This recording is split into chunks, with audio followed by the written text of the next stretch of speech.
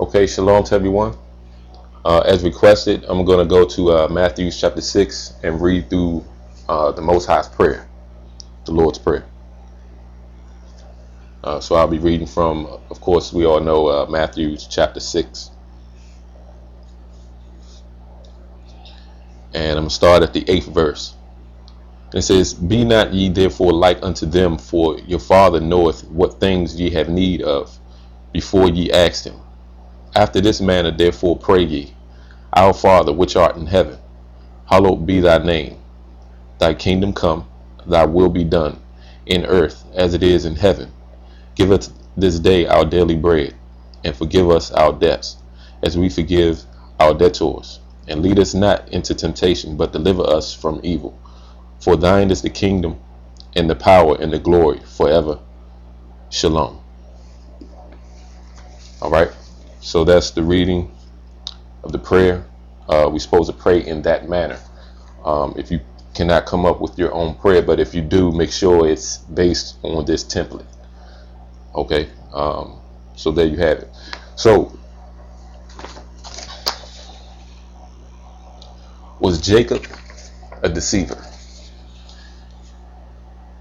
The reason why I wanted to go into this information again, because I've noticed in Islam they call Jacob, Yaqub, the deceiver or the devil. If you check within their doctrine or their belief, they will call Jacob a devil. And why is this? In certain denominations of Christianity, you would hear, oh yeah, Jacob, that deceiver, like he's evil or bad. Now I would say the Roman Catholics, I have to jump on them because they are the elites in that position spiritually to break everything down in the evil way when it comes down to the Bible. For that's just the way Satan has it set up.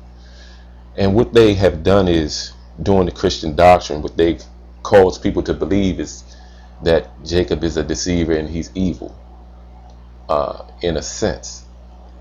So the people of Jacob, the seed that Jacob bare, which is Israel, when you try to connect yourself spiritually to Jacob, you will feel that, no, I don't want to be connected with this man. I'm Ham. I'm from the seed of Ham, and no, I don't want to be connected.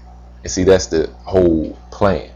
So let's say if you do wake up when you see Jacob, if you believe the Christian doctrine, you're going to believe that this guy was some evil person based on that. So years ago, I think around 2012, I went to this information. But I have more in-depth information tonight that I'm going to bring. So I hope you all have a Hebrew concordance. Let me put the link up if you don't, because I'm going to go there a few times. Give me a second. Hope this thing act like it got some sense. Give me a minute here.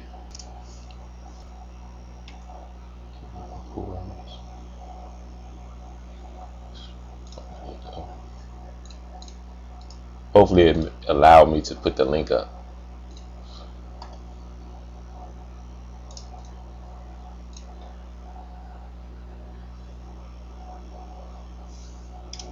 Okay, good. That's the link that you can get all the definitions that I'm about to go into. All right, so you all can copy and paste that or whatever, and put it into a second browser. Hopefully this thing don't give me any issues, because you know how Satan is. So now, Jacob the deceiver, we're going to go into it. We're going to find out if he was a deceiver or not. So what people like to do first, and even Muslims, what they like to do is go into Genesis chapter 27. Genesis 27, I'm going to start at the first verse. It's censored? Okay. Hold up. Let me take the space out. A few spaces here. They're always trying to censor something. That's cool. Hold up. That's not good either. But if you put in Google, if you go to Google, of course, and put in, if you put in concordance, look for the one that says Elijah. Let me just spell that. We shouldn't have to go through all this, but if you put in Elijah, we'll look for that one that has the concordance set up with that. They do very well with the words. All right, so I'm gonna go to Genesis chapter 27, verse 1, and it says, and it came to pass that when Isaac was old and his eyes were dim, so that he could not see, he called Esau his eldest son, and said unto him, My son. And he said unto him, Behold, here am I. And he said, Behold, now I am old, I know not the day of my death. Now therefore take, I pray thee, thy weapons, thy quiver and thy bow, and go out to the field and take me some venison, and make me savory meat, such as I love, and bring it to me, that I may eat, that my soul may bless thee before I die.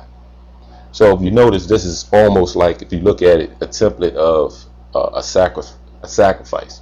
So if you're going to bless the Most High, you're going to have an offering. So that's the way we have to look at it. Even though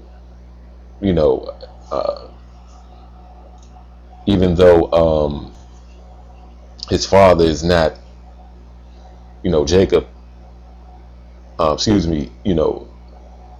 even though we know that this sacrifice is not to him himself, but that's just the way. If you look at like in Leviticus, as I'm about to go, you will understand that this is like a template of a sacrifice. Verse 5, it says, And Rebekah heard when Isaac spake to Esau his son, and Esau went to the field to hunt for venison, and to bring it. And Rebekah spake unto Jacob her son, saying, Behold, I heard thy father speak unto Esau thy brother, Bring me venison, and make me savory meat, and I may eat, and bless thee before the Lord before my death. Now therefore, my son, obey my voice according to that which I command thee. So what we see here is Rebekah is telling Jacob to obey her voice. So that eliminates how to say that, oh, he's a deceiver. He's really not a deceiver. As I go through, you'll see what's going on.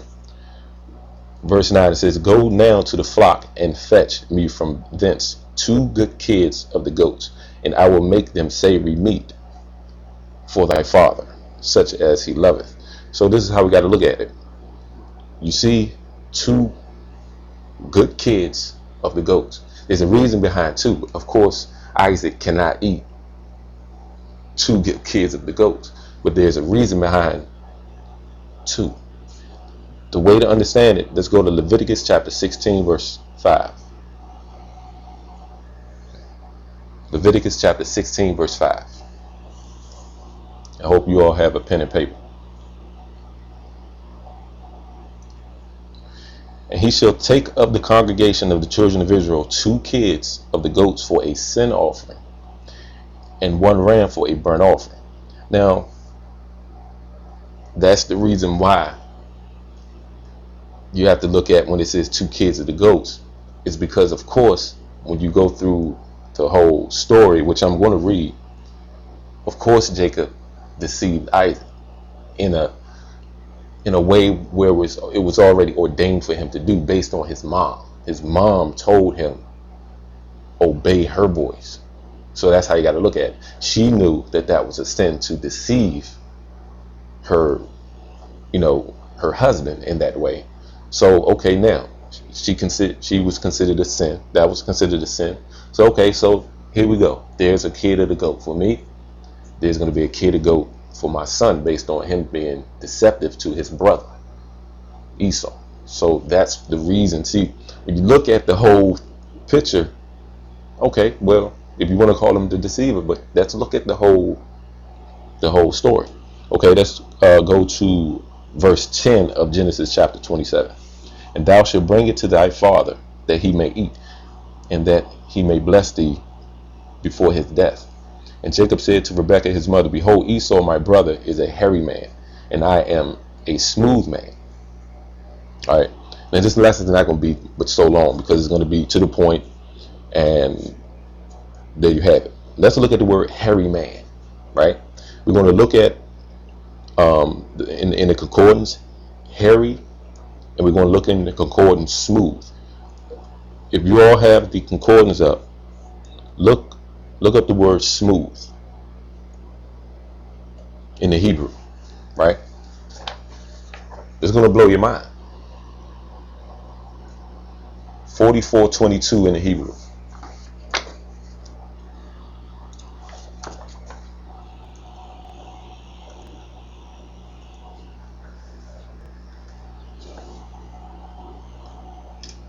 (44:22), and it says ma'alah.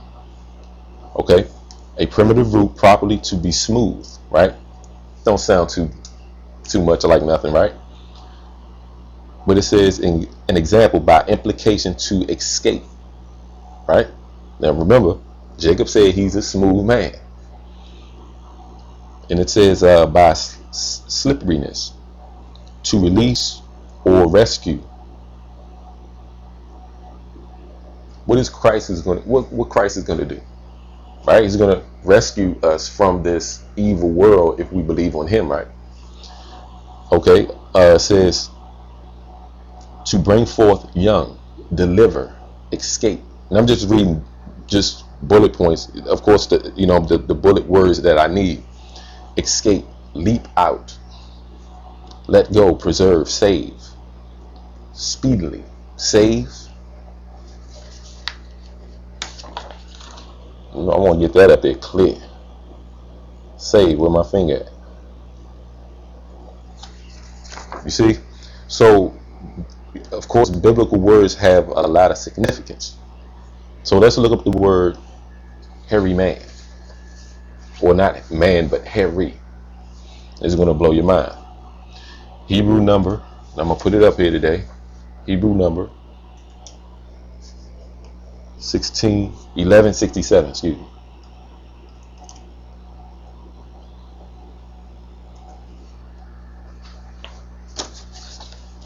(1167). You would not believe the word that is up here for. It says Baal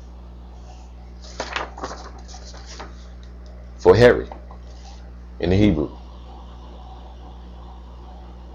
Baal, right? Baal.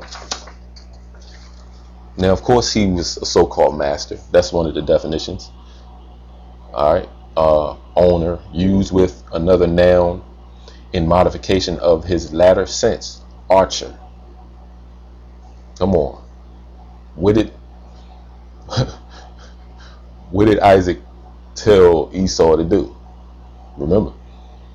Babbler. Bird. Captain. Chief. Man. Confederate. That's all in the definition of hairy. Dreamer. Okay, the Chaldeans, dealing with magic and enchantings and astrology. Dreamers. Furious, a horseman. You can't refute it. Okay, let's go to verse 12 of Genesis 27. Verse 12 of Genesis 27. It says, my father peradventure will fill me, and I shall seem to him as a deceiver, and shall bring a curse upon me and not a blessing. You notice he said as a deceiver, so he didn't want to go through with it. But let's see what his mom said. Verse 13. And his mother said unto him, upon me be thy curse. That's why she said, get 2 good kids of the goats, one for herself and one for Jacob himself, for seeming as a deceiver. Upon me be thy curse, my son. Only obey my voice and go fetch me them. So he has to obey his mom. All right. Verse 14. And he went and fetched and brought them to his mother, and his mother made savory meat, such as his father loved. And Rebekah took goodly raiment of her eldest son Esau, which were with her in the house, and put them upon Jacob, her younger son. And she put the skins of the kids of the goats upon his hand and upon the smooth of his neck. And she gave the savory meat and the bread which she had prepared into the hand of her son Jacob. And he came unto his father and said, My father. And he said, Here am I who art thou, my son?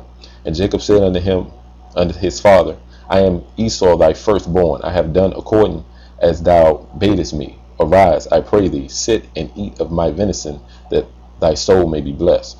And Isaac said unto his son, How is it that thou hast found it so quickly, my son? So you notice that Jacob, the Most High was with Jacob. Everything was prepared. Everything had to be set up. Now, see, what the Christians, some of the Christian doctrines do, and especially in Islam, what they do, they like to push this chapter without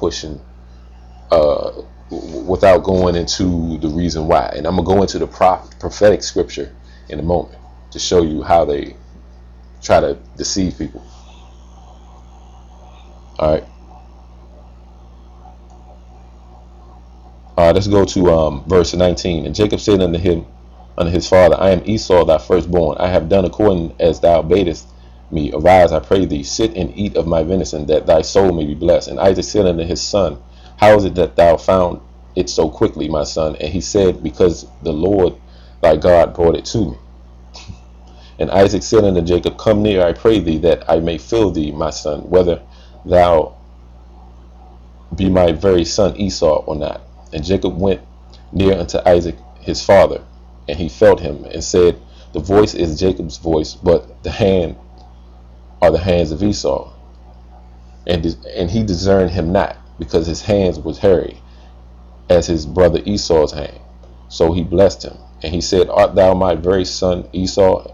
And he said, I am. So of course Jacob is lying to his father. That's why I want y'all to remember, 2 kids of the goats, that's a sin offering. All right, let's go to verse 25. And he said, Bring it near to me, and I will eat of my son's venison, that my soul may bless thee. And he brought it near to him, and he did eat. And he brought him wine, and he drank. And his father Isaac said unto him, Come near now, and kiss me, my son.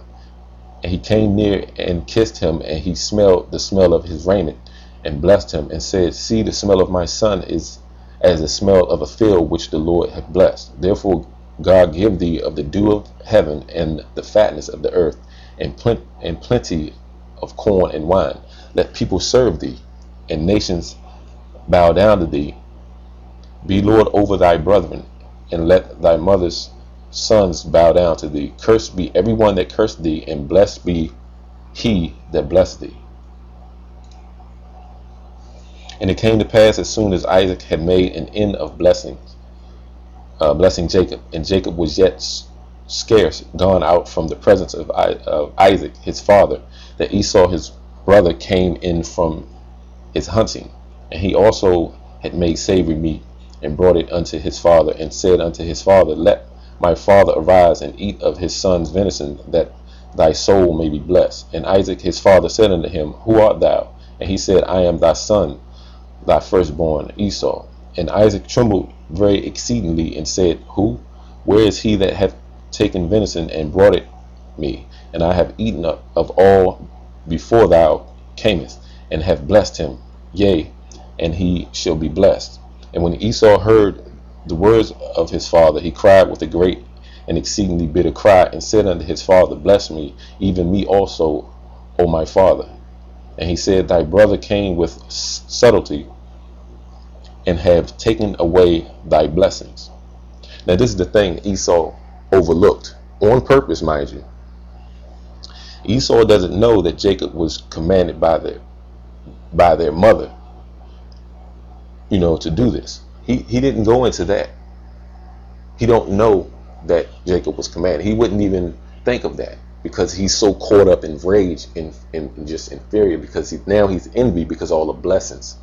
See, he didn't understand. He didn't want his birthright from the beginning. Of course, we know the story, but what I wanted to do based on this, if someone don't know, that Jacob was not a deceiver. He was obeying his mom.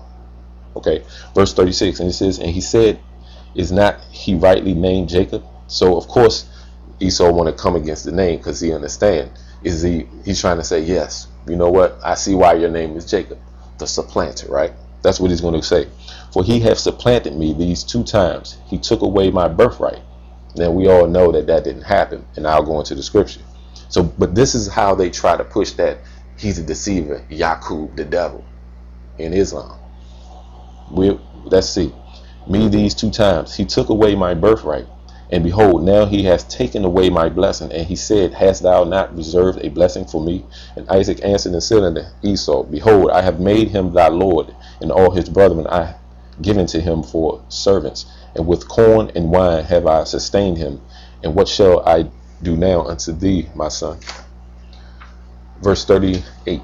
And Esau said unto his father, hast thou put one blessing, my father? Bless me, even me also, O my father. And Esau lifted up his voice and wept.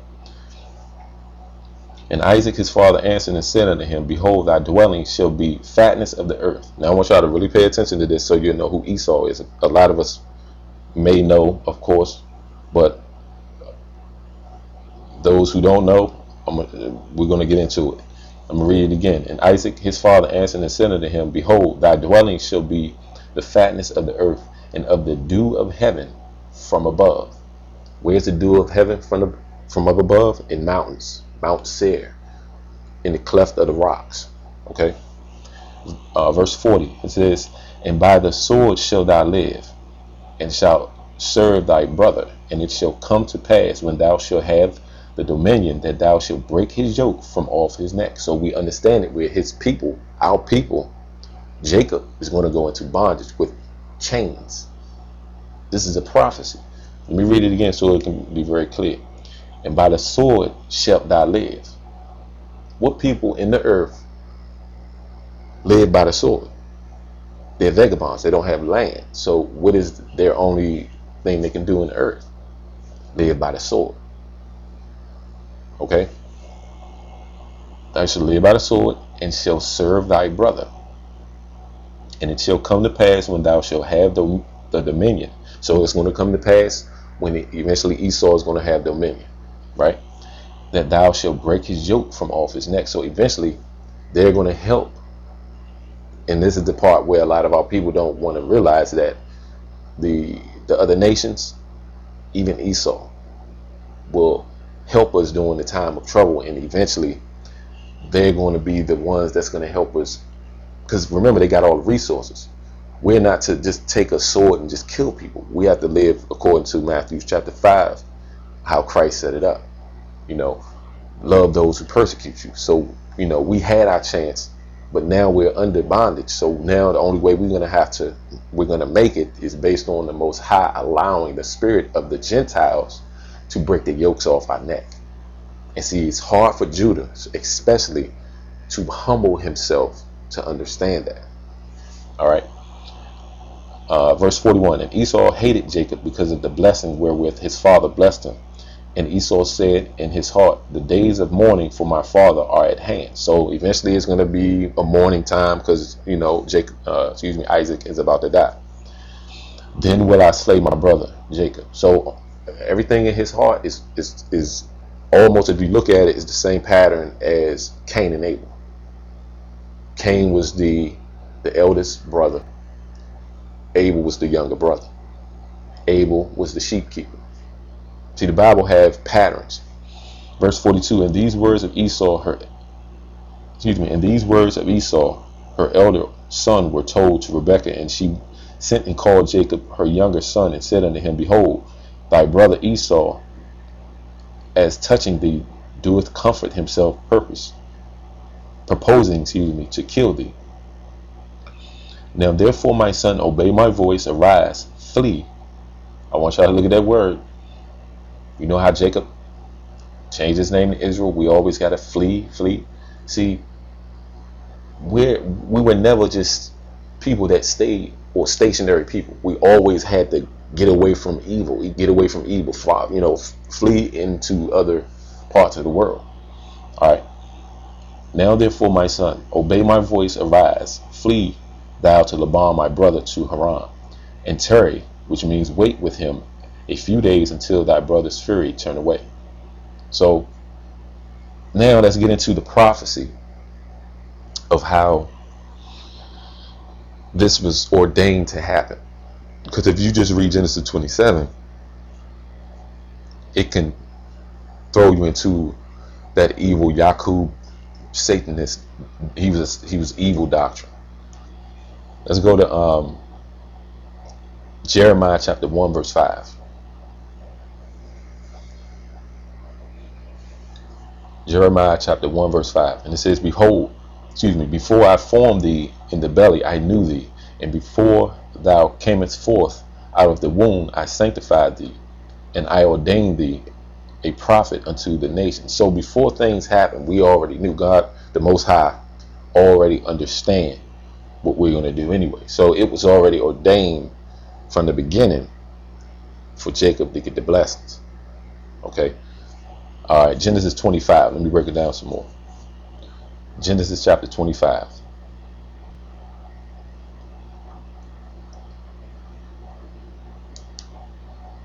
And Isaac entreated the Lord for his wife because she was barren. And the Lord was entreated of him, and Rebekah his wife conceived. Now you notice that Isaac entreated, asked the Most High for, in reverence.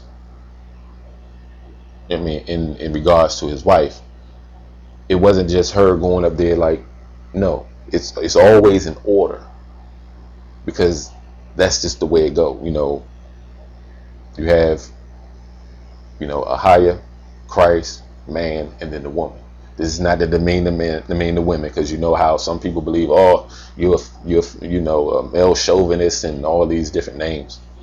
All right. And Isaac entreated the Lord for his wife because she was barren, and the Lord was entreated of him, and Rebekah his wife conceived. And the children struggled together within her. And she said, if it be so, why am I thus? So she's like, look, if I'm going through all this pain and struggle, what is the purpose of me being pregnant? All right. And if it be so, why am I thus? And she went to inquire of the Lord. And the Lord said unto her, 2 nations are in thy womb. All right. And I want to just say this, because I've heard a few people say that that Esau is Hebrew as well. No. 2 nations. All right. Just want to make that clear, because I've heard that before. That's wrong. It says, and the Lord said unto her, 2 nations, 2 nationalities. Now let me say this. Of course, Esau, the so-called European, is Shemitic, but he's not from the stock of Israel, because it's 2 nations. I just want to make that clear. 2 nations are in thy womb, and 2 manner of people shall be separated from the bowels, and the one shall be stronger than the other people, and the elder shall serve the younger. So this is the reason why Jacob was given the blessings, and Jacob is the stronger of the 2 brothers. It's always like that. Even when women have twins, one twin is going to be stronger than the other. That's just the way it goes. All right. Verse 24, and when her days to be delivered were fulfilled, behold, there were twins in her womb. A long time ago, I did a study on the skeletal of the Hebrews, the Hebrew people, our people, and the Europeans. We had the same skeletal. Same. And see, this is what tripped me out. I know I'm going back and forth, but some of us believe that, it's only just an Israelite thing. The Bible is just for Israelites. But we need to still, it says, any man that hate his brother is a murderer. Jacob and Esau were brothers. You understand? So I just want to put that out there real quick. Verse 24 again. And when her days to be delivered were fulfilled, behold, there were twins in her womb. And the first came out red, all over like a hairy garment. And they called his name Esau. All right. And after that came his brother out, and his hand took hold on Esau's heel, and his name was called Jacob. And Isaac was 80 years old when she bare him. So he was 60 years old when she bare him. All right. Now let's go to 2nd Esdras chapter 6 verse 9. 2nd Esdras, which is the same name as Ezra, but in the Apocrypha it's 2nd Esdras chapter 6 verse 9. Now what I want to show is that if the Hebrew people took the hold of Esau's heel, that means Esau is going to be the end of the world, which means once everything fall and collapse, before that fall and collapse, they're at the end of the world. But Jacob is the one that followeth. That's what this says. Let's go to 2nd Ezra 6 and 9. For Esau is the end of the world, and Jacob is the beginning of it that followeth. So what Esau has done, and I'm not just jumping on just Europeans, I'm not making this type of lesson like that, but I'm just showing that if you notice all the blessings, the people that's over everything, I mean, what nationality of people is higher than the Europeans today? And this is at the end days. We're in the last days. So that's why it says Esau is at the end of the world. So what people are over everything, right? This is how they do it. You got the yin and the yang, black and white. You notice how they do things in other religions, yin and the yang. Black and white, because these two seeds have been fighting each other since birth, struggling. So what Esau has done, since he's already, if you know how we read Genesis 27, what he's done is now, since he's envious of his brother, he's angry of his brother, since he felt that Jacob was a supplanter, which he did based on the Most High putting that in the spirit, he supplanted us. And I'll show you what I'm talking about. All right, now if you you look up the definition for supplanter or supplant, it says to take the place of. What people are in so-called in Israel today saying that they're the children of Israel. We're not saying children of Israel, but we know that the so-called Jewish people are saying that they are the true children of God. To take the place. So they took our place because we failed. So what he's done is, so since you supplanted me, I'm going to supplant you. So all he needed is that opportunity for us to fall, and he was waiting. He just needed that door. Okay? To take the place of, often by trickery or force. You see that? By trickery or by force. They whitewashed the images. They taught us a doctrine, a false doctrine, in slavery. They put up false gods to keep us in la la land. Our people are drunk, but not with wine. They stagger, but not with strong drink. You see that? So what he's done is he took on that supplanting spirit, if you will, not by the ordinance of the Most High, but by what he wanted to do based on his envy and his anger towards his brother. Verse 27. I'm gonna go to verse 20. Let's go to Genesis 25, verse 27. Genesis chapter 25, verse 27. It says, and the boys grew, and Esau was a cunning hunter. Cunning, which means slithery. He's smart. Cunning, he know how to get things. He know how to get what he wants, even if he have to manipulate the whole scenario. And the boys grew, and Esau was a cunning hunter, a man of the field, and Jacob was a plain man dwelling in tents. So we know how Jacob is today. We like to chill. That's what we say. We like to chill, go to someone's house, cook out, we eating. We ain't wrestling no deers and messing with crocodiles and all that. We see a crocodile, we run in the opposite way.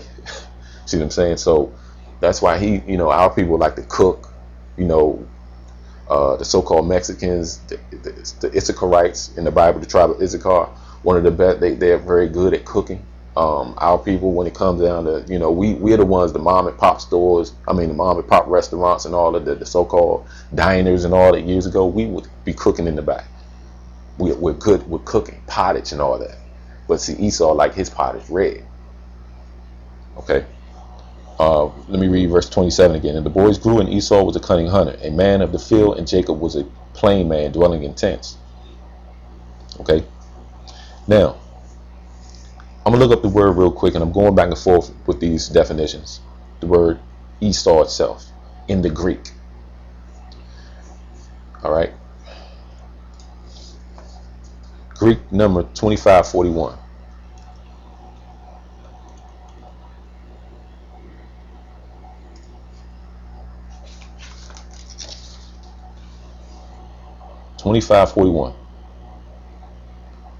Kazar or Kaiser Permanente. Yeah, they're the ones they over everything. The so-called Romans and the Jewish people, they run everything. Just about. Kazar. Hey, it's not my words. Esau, right?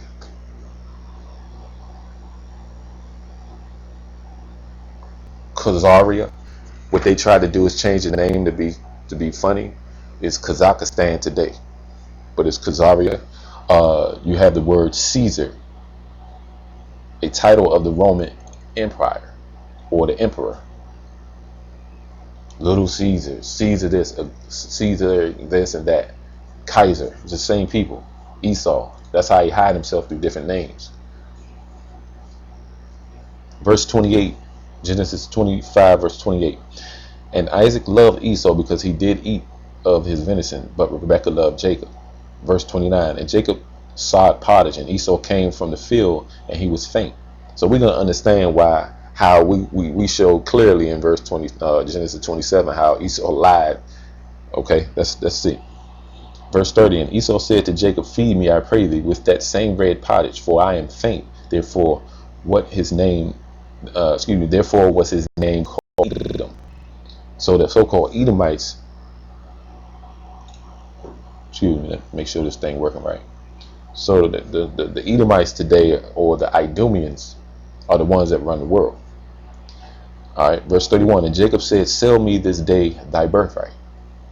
So of course Jacob asked for the birthright because he was already born. He was already ordained to do that.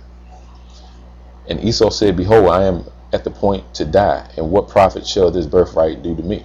So he's like, what is it going to do to me? I feel like I'm about to die. I've been out here messing with all these goats and lambs and, making the venison and all. I'm ready to die. All right. Verse 33. And Jacob said, swear to me this day. And he sware unto him, and he sold his birthright unto Jacob. Then Jacob gave Esau bread and pottage of lentils, and he did eat and drink, and rose up and went his way. Thus Esau despised his birthright. So he despised it. So that's why it's just like anyone that don't want a car anymore. Like, what I'm going to do with this car? It's all raggedy. But then all of a sudden they see what you did with the car. You cleaned it and waxed it and polished it, and everybody wants your car. But now you feel some kind of way. He's took my car. He knew what he was going to do with it. You see? All right, let's go to Hebrews chapter 12, verse 16. Hebrews chapter 12, verse 16. Lest there be any fornicator or profane person as Esau, profane, because that's a profane act to just sell something that your father was going to give you. You see what I'm saying? That's horrible in the eyes of the Most High. Lest there be any fornicator or profane person as Esau, who for one morsel of meat sold his birthright. One morsel of meat sold his birthright. Now, this is what I'm going to have to say. This just came to me to say this, right? The children of Israel have taken on that same behavioral patterns. But we do it on I would say, humane level. Like, we would sell our brother out for some money. Yeah. So these Chaldeans, as we read in the definition of well, when it says magic, let me get it. Let me show you real quick. What the definition? Give me a minute.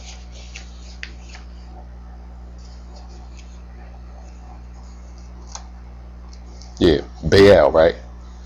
Harry. When it says dreamer, babbler, confederate, a dreamer is those who deal with enchanting. Like you deal with a person because they can tell you a great dream of something's going to happen to you in the future, or tell your fortune because they had a dream. There's nothing wrong with having dreams based on you helping someone to lead them to Christ, or to understand what you need to do, because the Most High can deal with you while you're asleep. But that's one thing. But when you set up people that want to just deal with enchanting and excuse me, this thing running slow. Can y'all still hear me?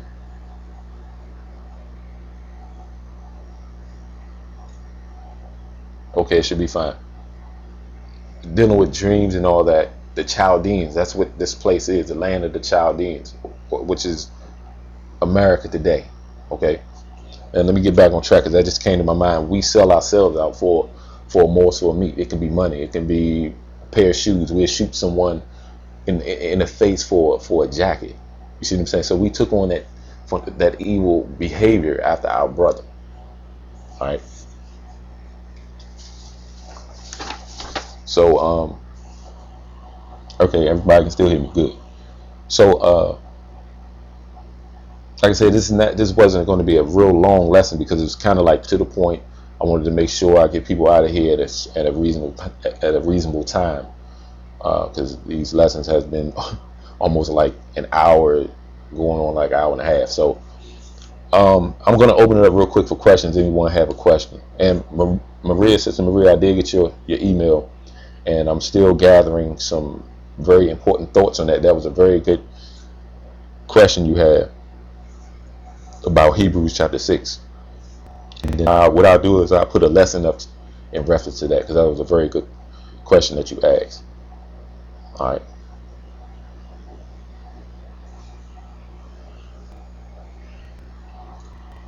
So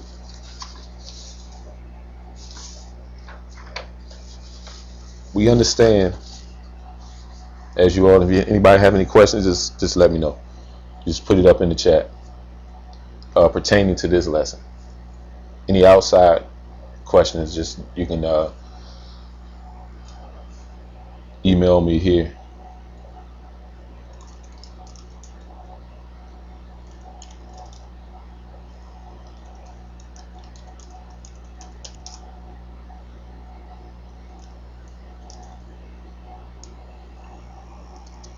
The water, you're welcome.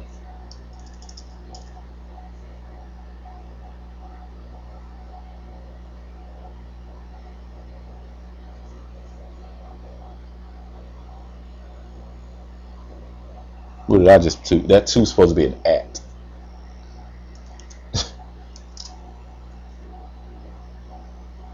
I can't even blame it on a computer. Because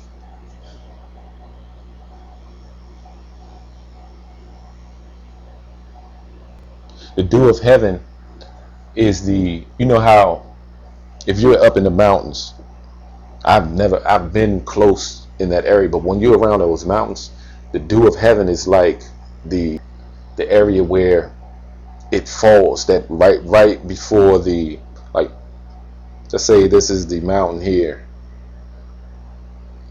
It's right there on I would say the cusp of the mountain itself, the edge of it, right there on the, and that dew comes down. I've seen it before. So that's where all your dew, some people are like, well, it comes from the earth, of course, but it's like a fog. It's almost like a fog, but sometimes it's kind of like hard to explain. I'll have to probably show you a picture, maybe if I can find a picture to put up here. But I remember traveling, and you would see that condensation fog come down. Because that's what it's saying, the dew of heaven, because it's coming from the sky itself, like a mist, or just down. It's starting to